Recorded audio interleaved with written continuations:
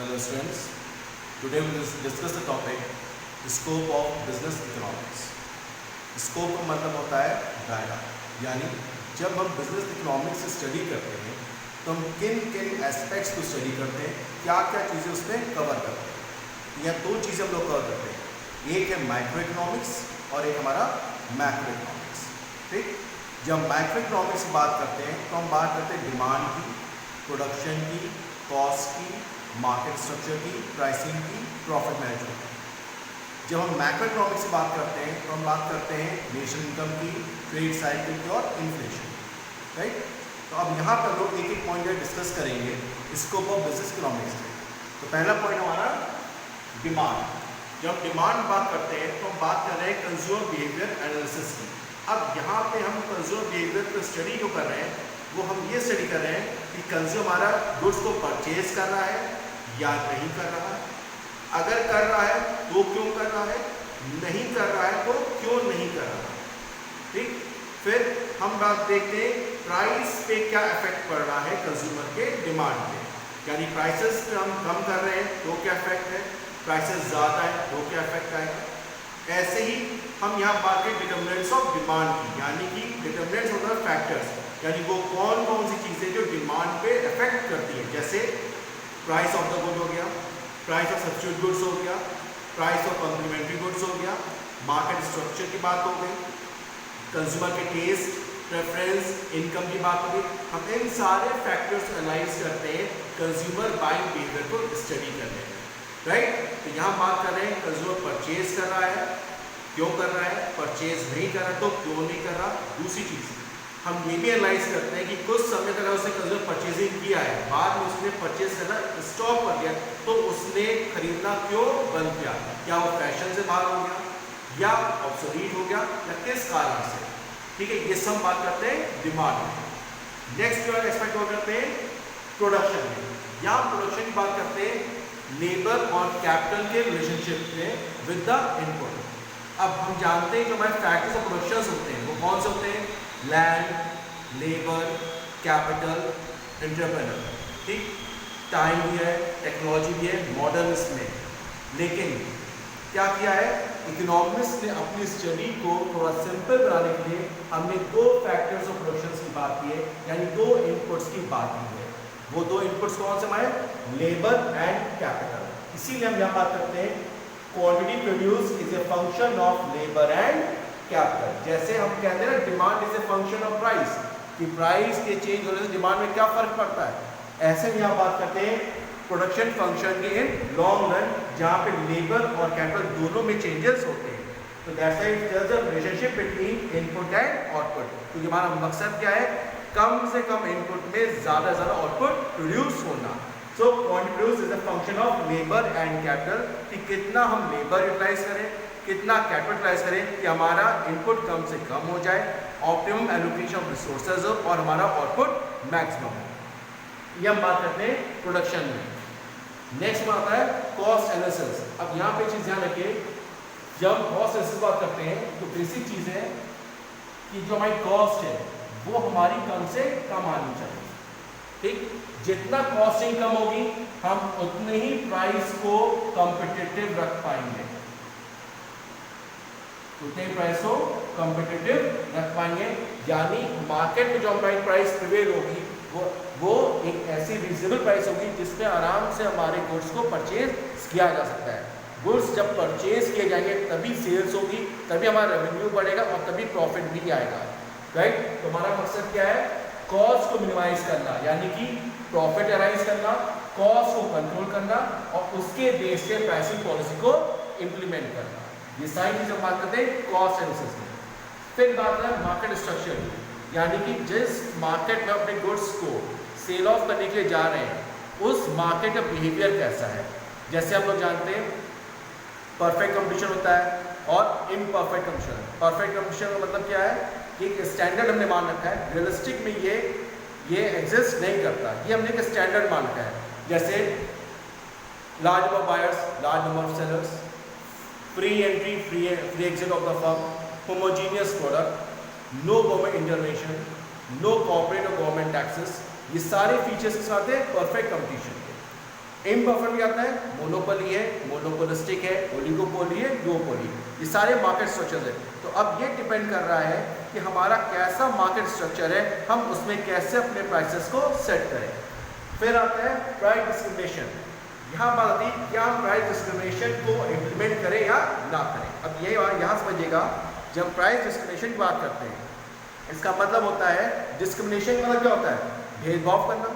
जैसे अक्सर आपने सुना होगा रेशियल डिस्क्रिमिनेशन, तो क्या हो रहा है, हम भेदभाव करें, ऐसे हम क्या करें, प्राइस डिस्क्रिमिनेशन होता है। जैसे आपने ऑब्जर्व किया होगा कि जब भी आप मान ली कार में हैं और आपको सब्जी खरीदनी है, तो आपकी मदर क्या बोलती है, बेटा अभी यही रोक जाओ, कार थोड़ी देर पहले रोक दो, क्योंकि क्या होगा, अगर वहाँ ठेले पास जाओगे वो कार देके दाम बढ़ा देगा।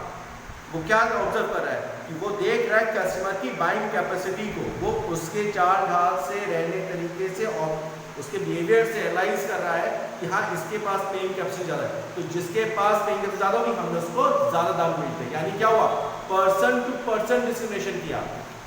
जो रिच है उससे हाई प्राइस लिए, जो लगा कम दाम में उससे उसने कम प्राइस चार्ज किए।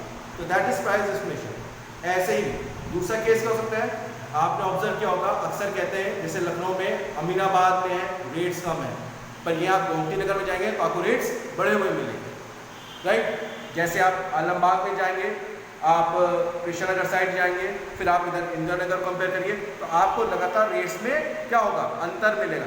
तो प्रोडक्ट एक है, सेम क्वालिटी है, सेम कंपनी बना रही है, लेकिन क्या हो रहा है, अमीनाबाद में हम 10 का बेच रहे होंगे, गोमती नगर हम लोग 15 का बेच रहे होंगे, राइट। तो ऐसे ही क्या हो रहा है, इसको बोलते हैं प्राइस डिस्क्रिमिनेशन, यानी अलग अलग मार्केट के अलग अलग दाम रखना। तो यहाँ बात आती है कि क्या प्राइस डिस्क्रिमिनेशन हम इम्प्लीमेंट करें या ना करें। दूसरी पॉलिसी क्या होती है, कुछ कंपनीज क्या होती हैं, मार्केट में पेनिट्रेट करने के लिए शुरुआती दौर में प्राइसेस को कम करती हैं। जब प्राइसेस कम होंगी तो लोग ज़्यादा आएंगे हमारे पास, कस्टमर ज़्यादा बनेंगे। जैसे हमारे कस्टमर ज़्यादा बनेंगे, हम क्या करेंगे, धीरे धीरे प्राइस बढ़ाना शुरू कर देंगे, राइट। ये होता है प्राइस पेनिट्रेशन। दूसरा क्या है, प्राइस एस्केपिंग हम यूज़ कर सकते हैं। हमने हाई प्राइस पे प्रोडक्ट को लॉन्च किया, शुरुआत में ही कम सेल हुई, लेकिन हमने क्या हुआ, हाई प्राइस में प्रॉफिट मार्जिन में थोड़ा ज़्यादा निकाल लिया। फिर जैसे समय बीतता गया हमने प्राइसेस को कम करना शुरू कर दिया। तो ये सारी चीज़ें हैं प्राइसिंग स्ट्रेटजीज में कि हम इन चीज़ों को कब फॉलो करें। तो next point is your profit analysis and profit management. अब प्रॉफिट का मतलब क्या है, आप जानते हैं किसी भी फर्म को सस्टेन करने के लिए या सरवाइव करने के लिए प्रॉफिट अर्न करना मस्ट है। अगर एक रीजनेबल प्रॉफिट हम अर्न नहीं करेंगे तो हम क्या करेंगे, हम सरवाइव नहीं कर पाएंगे। प्रॉफिट हम लोग कैसे कैलकुलेट करते हैं, it is TR minus TC। Profit simple pi होता है, राइट। तो pi equals to TR minus TC, that is total revenue minus total cost. अब हम लोगों ने पहले फैक्टर से क्या बात करी, सेल्स मैक्सिमाइज करना, कॉस्ट को मिनिमाइज करना। जब सेल्स मिनिमाइज करेंगे, जब सेल्स मैक्सिमाइज करेंगे, राइट, तो तभी हमारा रेवेन्यू बढ़ेगा। कॉस्ट मिनिमाइज करें, कॉस्ट हमारी कम होगी, तो जितना ज़्यादा गैप रहेगा TR और TC में, हमें उतना ज़्यादा प्रॉफिट होगा। तो अब यहाँ पे प्रॉफिट एनालिसिस और प्रॉफिट मैनेजमेंट में हम बात करते हैं कि जो भी हमारी एक्टिविटीज़ होती हैं, डिमांड हो गया, इनपुट प्राइसेस हो गए, डिग्री ऑफ कंपटीशन हो गया, ये सब हमारी एक्टिविटीज़ जो हम बिजनेस फर्म कैरी आउट करती हैं, जिससे कि हम एक्टिविटीज़ क्या कर रहे हैं, हमें क्या मेन मकसद है, हमारा प्रॉफिट मैक्सिमम होना, राइट। अब आप जानते हैं कि जो भी बिजनेस एग्जिस्ट करता है वो फ्यूचर में ही होता है, एंड फ्यूचर इज अनसर्टेन, यानी कई सारी ऐसी कंडीशंस प्रिवेल करती हैं जो हमारे लिए रिस्क अराइज करती हैं। उस रिस्क को कवर करने के लिए जिसे हम बोलते हैं रिस्क प्रीमियम या रिस्क एलिमेंट, उस रिस्क को कवर करने के लिए हम कॉस्टिंग करते हैं, हम प्राइसिंग करते हैं, हम एक्टिविटीज परफॉर्म करते हैं जिससे कि हमारा प्रॉफिट ज़्यादा से ज़्यादा हो। तो profit is your TR minus TG, that is total revenue minus total cost. अब यहाँ पे दो चीज़ें आती हैं। जो प्रॉफिट थ्योरी है वो हमें क्या बता रही है, वो हमें गाइड करती है कि how to measure the profit and how to manage our profit, यानी हम कैसे प्रॉफिट मेजर करें ना। प्रॉफिट मेजर का मतलब क्या है कि अगर हमने पैसा लगाया है, हमने कुछ इन्वेस्टमेंट किया है, और आप जानते हैं ओनर का जो इन्वेस्टमेंट होता है उसको हम लोग कैपिटल बोलते हैं, राइट। तो अब जो हमने पैसा इन्वेस्ट किया है उसके अगेंस्ट हमें कितना रिटर्न मिलेगा, यानी जो कैपिटल हमने लगाई है उसके अगेंस्ट हमें कितना रिटर्न्स मिल रहा है, उससे बोलते हैं रिटर्न ऑन कैपिटल। दूसरा, जो हमारा प्रॉफिट हो रहा है उस प्रॉफिट को कैसे हम यूटिलाइज करेंगे। ठीक, यूटिलाइज करने मतलब हम that is future profit planning.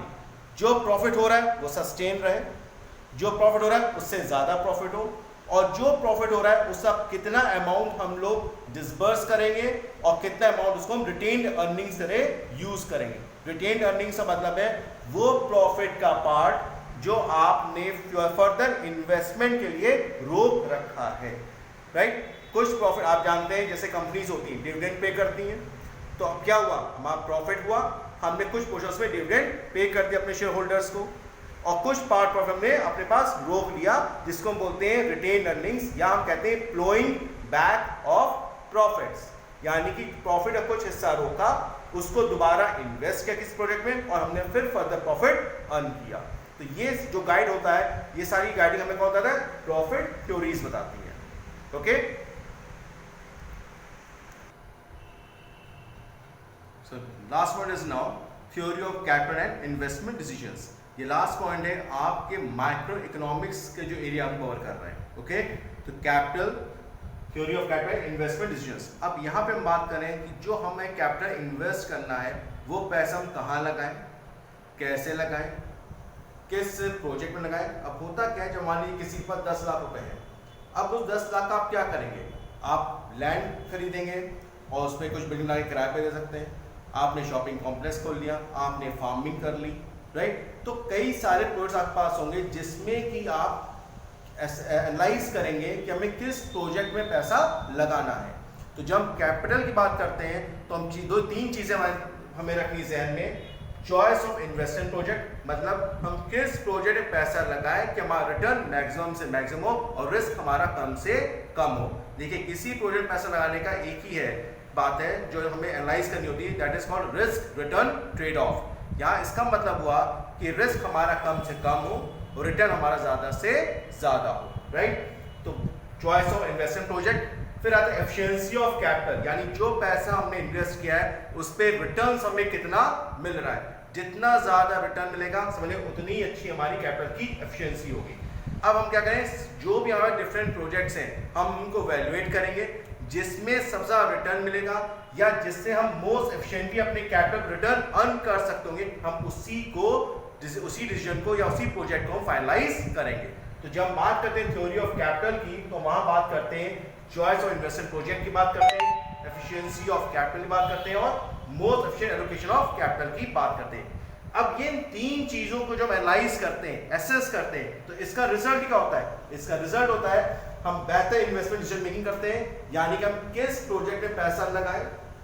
Choice of project, आज कई सारे प्रोजेक्ट्स होंगे, हम उनको इवैल्यूएट करते हैं, कितना कॉस्टिंग लग रहा है, कितना रिस्क लग रहा है, कितना रिटर्न्स आ रहा है। तो हम रिस्क और रिटर्न दोनों को मेजर करके देखते हैं कि क्या जो रिटर्न हमें मिल रहा है उसके अगेंस्ट क्या वो रिस्क लेना वर्थ है या नहीं। फॉर एग्जाम्पल, जैसे हमने 1 करोड़ का इन्वेस्टमेंट किया और हमें लग रहा है प्रॉफिट हमें 1 लाख का मिलेगा। अब आप सोचिए 1 करोड़ का रिस्क लेके 1 लाख रुपए का प्रॉफिट होना, क्या ये सही है? लेकिन यहीं पे अगर हमें लग रहा है कि 1 करोड़ का इन्वेस्टमेंट करके हमें 15 लाख का प्रॉफिट मिल रहा है, तो ये इन्वेस्ट हमारा सही होगा। मतलब हम ये एनालाइज कर रहे हैं कि जो रिटर्न्स हमको मिल रहा है उसके अगेंस्ट जितना रिस्क इन्वॉल्व है, क्या वो रिस्क लेना वर्थ है या नहीं, ये हमारी एफिशिएंसी ऑफ कैपिटल ही बताएगा। That's is it, investment decision making result करता है, चॉइस ऑफ प्रोजेक्ट बताता है एंड कैपिटल बजटिंग की बात कर रहे हैं। Now what is capital budgeting? यहां हम बात करते हैं कि टाइम वैल्यू ऑफ मनी की बात करते हैं। इसका मतलब यह है कि आज जो पैसा में अर्न हो रहा है उसकी रियल वैल्यू कितनी है। फॉर एग्जाम्पल, अब आप सोचिए कोई आपको 100 रुपए दे, अभी दे वो ज्यादा बेहतर है या 2 महीने बाद दे वो ज्यादा अच्छा है?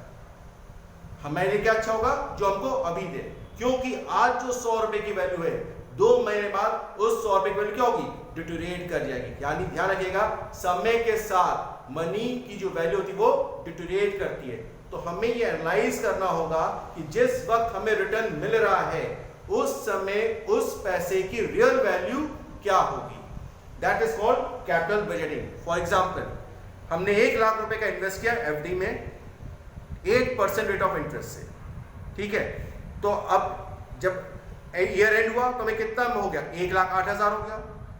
अब एक लेमैन के लिए तो होगा ना भाई 8,000 का फायदा हो गया, भाई इंटरेस्ट मिल गया, लेकिन जब हम उसे टाइम वैल्यू ऑफ मनी पे कैलकुलेट करेंगे, यानी कि उस 8,000 की रियल वैल्यू कैलकुलेट करेंगे, तो ये जान लीजिए वो 8,000 वैल्यू फॉर एग्जांपल से निकली 7,880 रुपए। मान लीजिए 15% का डिस्काउंट फैक्टर लगाया आपने। डिस्काउंट फैक्टर मतलब है वो फैक्टर जिस फैक्टर रेट से हमारी मनी की वैल्यू कम हो रही है, राइट। तो मान लीजिए जो 8,000 रुपए का वैल्यू था वो थी सिर्फ 7,880 रुपए। अब क्या होगा, आपने तो सोचा 8,000 नहीं, लेकिन वैल्यू थी कितनी, 7,880 रुपए, यानी 120 रुपए से क्या हुई, परचेसिंग पावर कम हो गई। तो ये चीज हमें एनालाइज करनी है कि जब पैसा में रिटर्न मिल रहा है, जिस समय प्रॉफिट हो रहा है, उस समय जितना अमाउंट ऑफ प्रॉफिट हो रहा है उसकी रियल वैल्यू का नापना ज्यादा जरूरी है। ये हम लोग सीखते हैं कैपिटल बजटिंग में। इसका मतलब हम जब कैपिटल एलोकेशन की बात करते हैं, तो एफिशिएंसी की बात करते हैं, तो हम रिटर्न की बात करते हैं, और जो रिटर्न मिल रहा है उसकी रियल वैल्यू कितनी है हम उसकी बात करते हैं। तो जो रियल वैल्यू होगा आपको होगी वही हमारा रियल प्रॉफिट होगा। जैसे 8,000 दिख रहा है लेकिन वो 8,000 नहीं है, वो 7,880 ही रुपए है, ठीक है। ये हाइपोथेटिकल मैंने लिया है, ठीक है, एज्यूम किया कि वो 60,000 की वैल्यू 7,880 रुपए हो गई। तो हमें इस वैल्यू से अपनी प्रॉफिट प्लानिंग करनी है, अपनी फाइनेंशियल प्लानिंग करनी है, हमें 8,000 को देख के प्लानिंग नहीं करनी है। तो ये सारी चीजें एस्पेक्ट्स हमको मेजर इकोनॉमिक्स से पता चलेगी with theory of capital investment decisions, okay.